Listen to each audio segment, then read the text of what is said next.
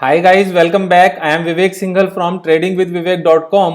और मैं आज जो बात करने वाला हूं वो एक्विटास होल्डिंग के बारे में बात करने वाला हूं। इसके बारे में हम पहले भी बात कर चुके हैं, लेकिन आज दोबारा से इसको लेकर आने का क्या मकसद है वो मैं आपको बता देता हूं कि इसमें एक बहुत ही अच्छा जो कैंडलस्टिक फॉर्मेशन होती है ना, वो एक फॉर्मेशन बनी है। और जैसे मैंने पहले एक फॉर्मेशन बताई थी जो HDFC लाइफ के चार्ट में थी, जिसमें सेकंड कैंडल पहली कैंडल के जो ऊपर विक होती है उसके अंदर होती है, तो वो वहां से अच्छी रैली दिखाता है। तो HDFC लाइफ ने भी उस चीज को प्रूव किया था कि उसने अच्छी रैली दिखाई।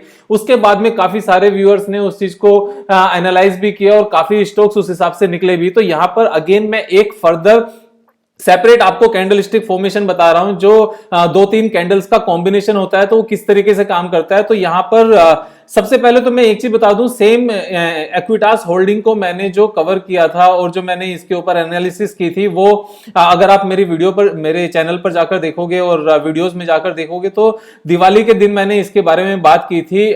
दिवाली के दिन मैंने बात की थी इसमें, दिस वाज दिवाली गिफ्ट धन की बरसात के नाम से। और जब हमने इसको स्टार्ट किया था दिवाली के टाइम पर, तब ये प्राइस हमारा चल रहा था लगभग 50 के आसपास। तो 50 के आसपास से कुछ ही दिनों में इसने यहां से सीधा शूट आउट किया और ये 68 के आसपास आज बंद हुआ है और इसने 72 का हाई बनाया था और यहां से 20% का ये अपर सर्किट था। उसके बाद में फिर बढ़ा था और ये यहीं पर रुका हुआ है। तो यहां पर जो करंट में फॉर्मेशन बन रही है, मैं इसको आपको डिस्कस करना चाहता हूं। तो इसको चेक करने के लिए और इसमें ट्रेड करने के लिए हमारे पास इसकी प्रिलिमिनरी रिक्वायरमेंट क्या होनी चाहिए वो भी मैं बताता हूं और हमारा टारगेट क्या होना चाहिए मैं वो भी बताता हूं। लेकिन आगे बढ़ने से पहले मैं आपको एक चीज बिल्कुल साफ साफ बता दूं, मेरा पर्पस यहां पर आपको इस फॉर्मेशन को समझाना है। मेरा यहां पर कोई रिकमेंडेशन नहीं है इसको बाय या सेल करने का। तो बाय या सेल करने से पहले आप अपना डिसीजन खुद से लें, अपना ड्यू डिलिजेंस कर लें या अपने जो आपके इन्वेस्टमेंट एडवाइजर्स हैं उनसे राय ले लें। मेरे कहने से यहां पर कोई ट्रेड लेने की आपको बिल्कुल भी जरूरत नहीं है।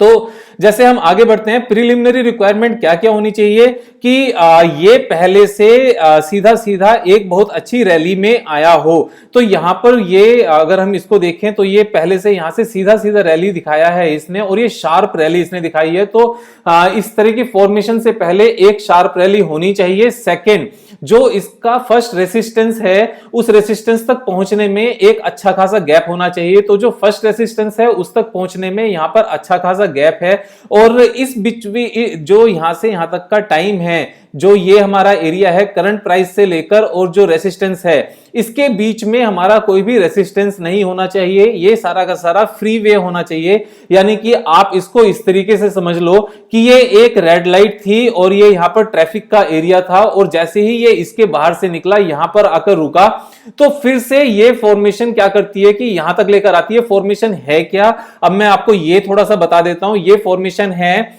इनसाइड बार्स कहते हैं इसको। और ये इनसाइड बार कैसे काम करती है कि अगर हम सबसे पहली कैंडल को देखें तो इसके हाई और लो को मैं आपको एक बार इसकी बाउंड्री हम लोग चेक कर लेते हैं। तो ये इसकी बाउंड्री थी सबसे पहली कैंडल की, जो 20% के सर्किट से अगले दिन यहां पर बनी थी ऊपर की तरफ आकर और यहां पर हैवी वॉल्यूम के साथ यहां पर थोड़ा सा सेलिंग प्रेशर भी देखा गया था। तो ये सेलिंग प्रेशर आता क्यों है, ये किन लोगों ने यहां पर माल बेचा होगा, मैं आपको इसके पीछे की भी साइकोलॉजी बता देता हूं। देखो, ये स्टॉक काफी ऊपर से नीचे आकर गिरा और यहां से लेकर यहां तक जितने भी रिटेल इन्वेस्टर्स ने इसको परचेज किया तो यहां पर आकर ये 69-70 के आसपास जब ये स्टॉक आया 72 तक आया और अगर किसी ने ये 50-55 की रेंज में परचेज किया होगा तो यहां पर 50-55 से लेकर 70 का मतलब होता है 25-30% का गेन होना। तो रिटेल इन्वेस्टर्स को क्या लगता है कि यार 25-30% पैसे आ रहे हैं ना, ले लो, अंदर डालो अपनी पॉकेट में और बस यहां से निकल जाओ। लेकिन मैं भी इस चीज को हमेशा कहता हूं कि buy below 200 day moving average and sell at 20% और 25% गेन, 15 से 25% का गेन आ जाए तो निकल जाओ। लेकिन यहां पर एक चीज बहुत इंपॉर्टेंट होती है कि अगर आपने ये रेसिस्टेंस पूरा निकला है, ये कंजेशन फेज से निकले हैं और जो नेक्स्ट रेसिस्टेंस है वहां तक पहुंचने में अभी और भी स्कोप बाकी है, तो वहां पर निकलने की जरूरत नहीं होती। मैं जो 15 से 20% की जनरली बात करता हूं ना, वो ऑलमोस्ट ऑल टाइम हाई के आसपास की बात करता हूं, रेसिस्टेंस के पास की बात करता हूं। लेकिन यहां पर इस लेवल पे जो ये करंट में लेवल है, जो करंट प्राइस है, यहां पर कोई रेसिस्टेंस है ही नहीं इस पूरी लाइन में। यहां से लेकर यहां तक का ये फ्री वे है, तो यहां पर तो इससे निकलने की बिल्कुल भी जरूरत ही नहीं है at this point of time. और जो इनसाइड बार्स काम करती है, ये एक तरह से बीच की रुकावट नहीं, ये मिडवे होता है किसी भी चीज के लिए। तो यहां से लेकर यहां तक चला, ये मिडवे है। मिडवे में पहली ही कैंडल के बीच में सेकंड कैंडल फॉर्म होती है। तो अगर सेकंड कैंडल की अगर हम यहां पर बाउंड्री को लगाएं, तो ये बाउंड्री हमारी इस तरीके से निकल कर आती है सेकंड कैंडल की, जो पहली वाली कैंडल के बिल्कुल बीच में है, मिड में है। अब जो थर्ड वाली कैंडल है वो सेकंड वाली कैंडल के भी मिड में है। तो ये पूरा का पूरा इनसाइड बार्स हैं। इनसाइड बार का मतलब ये होता है कि यहां पर जैसे ही सेलिंग थोड़ी सी आई, तो जो ऑपरेटर इसको ऊपर लेकर जा रहे थे उन्होंने बाइंग करना बंद कर दिया। और बाइंग करना क्यों बंद कर दिया? क्योंकि वो इस चीज को चेक करना चाहते हैं कई बार कि यहां पर सेलिंग आती कितनी है, कितना माल पब्लिक के पास या किसी दूसरे बंदे के पास बचा हुआ है निकालने के लिए। तो अगर वो माल बहुत ज्यादा होता है तो ये इसको फिर से नीचे आने देते हैं, नीचे के लेवल पर आकर फिर से बाय करते हैं, तो वो सेलिंग होने देते हैं। अब यहां बहुत ज्यादा माल नहीं बचा। ये किस चीज से पता चलता है कि फर्स्ट डे इतनी वॉल्यूम आई, यानी कि जितना माल बिकता गया ऑपरेटर उसको ऊपर ही रोककर खरीदता गया। सेकंड डे जो वॉल्यूम आई वो इसकी बहुत ज्यादा कम हो गई, जो नॉर्मल वॉल्यूम के इक्वल हो गया। इसका मतलब यह है कि जो सेलिंग वाले लोग थे वो कम हो गए, उनके पास ज्यादा माल नहीं बचा, और सेकंड डे इन्होंने इसी रेंज में स्टॉक को रख के बाकी सारा भी जितना बिकवाली के लिए माल आया वो सारा परचेज कर लिया।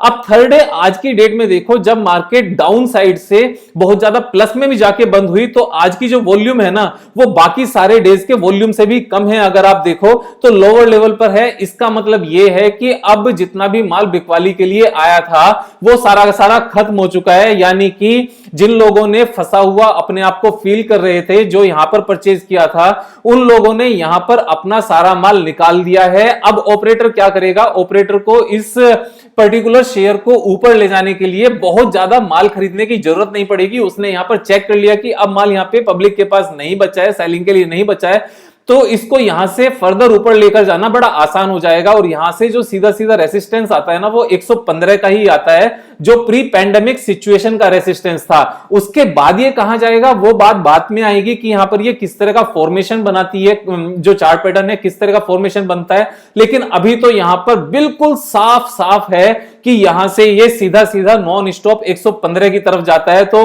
वैसे मैंने तो अभी तक ये शेयर्स नहीं बेचे, मैं बल्कि हमेशा एक चीज मैं अपनी मेरी पर्सनल ये ट्रेडिंग प्लान का पार्ट होता है कि मैं एक पर्टिकुलर कंपनी में 10% से ज्यादा कभी नहीं लगाता। तो मैंने इसमें भी नहीं लगाया, लेकिन बहुत ज्यादा मन होता है समटाइम्स कैरिड अवे होने का कि 10% से ज्यादा हम पर्टिकुलर एक कंपनी में लगा दें। लेकिन मैं यहां पर यही कहूंगा कि अगर लगाना भी है तो 15% तक आप चले जाओ, लेकिन वो भी अपने रूल्स के अगेंस्ट ही होगा। मैं रूल्स तोड़ने की बात को मना क्यों करता हूं? इतनी अच्छी अपॉर्चुनिटी है यहां पर सीधा सीधा 115 जाने की, फिर भी मैं ये कह रहा हूं कि रूल नहीं तोड़ने हैं। क्योंकि एक बार हमें रूल तोड़ के ट्रेडिंग करने की अगर आदत हो गई तो कभी तो हमें फायदा होगा और कभी हमें नुकसान होगा। तो जो हम ये बात करते हैं ना कि रेस्ट ऑफ द लाइफ, पूरी जिंदगी हम इस काम को कर सकते हैं, तो वो पूरी जिंदगी हम लोग नहीं कर पाएंगे। ये बिल्कुल इसी तरीके का होता है कि अगर हम कभी फ्री सड़क पर हैं और हम गाड़ी चला रहे हैं, तो रेड लाइट आई, हम क्रॉस कर गए उसको, हमने रूल्स तोड़ दिए, तो ऐसा लगता है कि यार किसी ने नहीं देखा, ठीक है। लेकिन एक बार अगर हमें रूल तोड़ने की आदत पड़ गई ना, तो हमें बाकी भी हमेशा के लिए ये आदत पड़ जाती है। तो हमें एक चीज को हमेशा ध्यान में रखना चाहिए, चाहे वो ट्रेडिंग है, चाहे वो जनरल लाइफ है, कि रूल्स जरूर बनाने चाहिए और उन रूल्स को हमेशा फॉलो करना चाहिए, चाहे हमें कोई देख रहा है या नहीं देख रहा है। इंसान वही कहलाता है, और इंसान की जो बेसिक नेचर होती है ना, वो वही होती है जो वो अकेले में करता है जब उसे कोई नहीं देख रहा होता। क्योंकि अकेले में इंसान खुल के बाहर आता है, क्योंकि उसको कोई नहीं देख रहा होता, तो वो एक्चुअल में वो करता है जो वो करना चाहता है और जो उसकी बेसिक नेचर होती है। तो हमें अपनी बेसिक नेचर जो स्टॉक ट्रेडिंग में बनानी है ना, वो ये बनानी है कि हम अपने रूल्स को फॉलो करते हैं और उनको कभी नहीं तोड़ते। तो यहां पर ये मुझे एक साफ साफ एक बेहतरीन अपॉर्चुनिटी है। ये इसी तरह का है कि मैं देखो वैष्णो देवी का बहुत बार एग्जांपल देता हूं कि नीचे से हमने चलना शुरू किया और अर्धकुंवारी पर पहुंच गए और अर्धकुंवारी पर जाकर कुछ भूख लगी और वहां पर क्योंकि वो मिडवे होता है तो वहां पर जाकर हमने 1-1.5 घंटे या आधे घंटे वहां पर आराम किया और फिर से जर्नी स्टार्ट करेंगे और जो वैष्णो देवी का दरबार है ऊपर वहां तक टॉप तक पहुंच जाएंगे। उसके बाद क्या करेंगे वो एक अलग बात है, कितना घूमना फिरना है या क्या करना है, लेकिन यहां से जो इसकी यात्रा फिर से शुरू होती है ना, जो बिल्कुल मिड पड़ाव है वो इसको यहां से लेकर ऊपर तक लेकर जाता है, उसमें मुझे कोई डाउट नजर नहीं आता।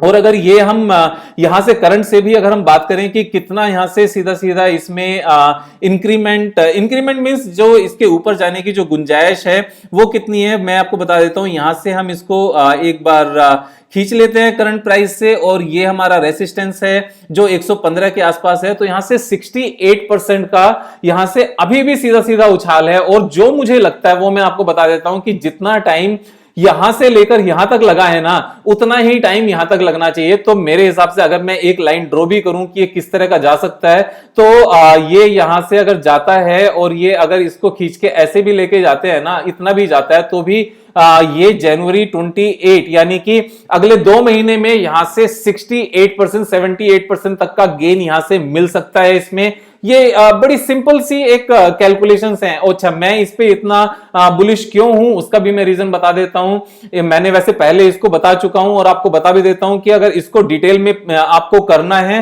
तो मेरे इस चैनल पे जाके ये वीडियो एक बार क्लिक करना, जो चैनल पे जाओगे वीडियो पे जाओगे और इसमें धन की बरसात वाली वीडियो को देखना। डिटेल एनालिसिस मैंने इसकी पूरी की है, लेकिन फिर भी एक चीज मैं बता देता हूं, जब कोई कंपनी अपने क्वार्टरली रिजल्ट्स, जो रिसेंट क्वार्टरली रिजल्ट्स हैं, जो नेट प्रॉफिट है मैक्सिमम करे ना पिछले 10-12 क्वार्टर में 101 करोड़ का नेट प्रॉफिट है, इससे पहले 101 करोड़ का कभी नहीं आया।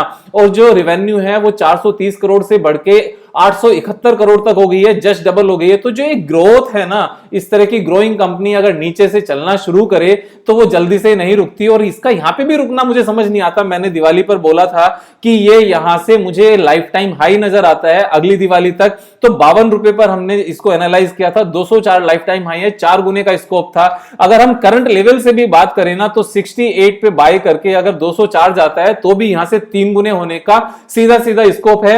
आप अपना डिसीजन अपने हिसाब से लेना। मैंने आपको ये जो इनसाइड बार्स होती हैं वो मुझे आपको समझाने का एक मन था कि अगर रेसिस्टेंस के मिडवे में इनसाइड बार्स बनती हैं तो आप समझ लो वो आधा रास्ता ही हुआ है अभी तक, और ये पूरा का पूरा फिर से चलना शुरू होगा इनसाइड बार से और ये रैली फिर से रिज्यूम होगी और आने वाले टाइम में ये फिर से रेसिस्टेंस की तरफ चलना शुरू हो जाएगा। तो यहां पर मेरे हिसाब से ग्रेट अपॉर्चुनिटी है।